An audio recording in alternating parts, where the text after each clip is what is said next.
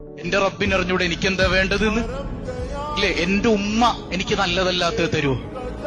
നമ്മൾ പറഞ്ഞില്ല, അതായത് തൊണ്ടയില് ടോൺസിൽസ് ബാധിച്ചൊരു കുഞ്ഞിങ്ങനെ ഐസ്ക്രീം കണ്ടപ്പോ കരയണം, ഉമ്മി ഉമ്മി എനിക്ക് ഐസ്ക്രീം വേണം, ഐസ്ക്രീം വേണം. ഐസ്ക്രീം ഒന്നുമില്ല, ഐസ്ക്രീം ഒന്നും തരൂല. എന്താ ആ കുഞ്ഞെന്താ മനസ്സിലാക്കണത് ഉമ്മാനെ കുറിച്ച്? ഉമ്മാക്ക് എന്നോടൊരു ആ ഉമ്മാനെ പോലെ സ്നേഹമുള്ള വേറൊരു ഉമ്മ അല്ലേ? ആ കുഞ്ഞിന് ഇങ്ങനെ സംഭവിക്കുന്ന ആർക്കറിയാം?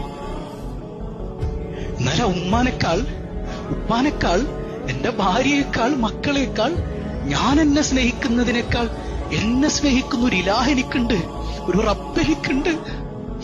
ഇല്ലേ? നിങ്ങൾ ചിന്തിച്ചു നോക്ക്, അങ്ങനെ ഒരു റബ്ബ് എനിക്കില്ലേ? ആ റബ്ബ് എനിക്ക് എന്ത് തന്നാലും എനിക്ക് ഗുണമാണ്. വേറെ എന്തെങ്കിലും അവൻ തരുമോ? എനിക്കെന്ത് തന്നാലും ഗുണമാണ് എന്റെ റബ്ബ്. സയ്യിദുനാ റസൂലുള്ളാഹ് മനസ്സിലാക്കാൻ അല്ലാഹു തൗഫീഖ് നൽകട്ടെ.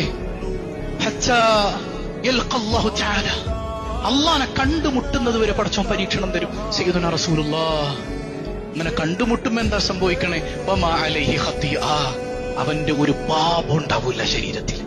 ചെയ്ത പാപങ്ങളൊക്കെ കഴുകിപ്പോയിട്ടുണ്ടാവും. എന്തുകൊണ്ട്? ഈ പരീക്ഷണത്തിൽ അവൻ ഇങ്ങനെ തൃപ്തിപ്പെട്ടതുകൊണ്ട് എന്തു പാപവും അല്ലാഹു കഴുകിക്കളയും. സയ്യിദുനാ വഹബീബുനാ റസൂലുള്ളാഹ്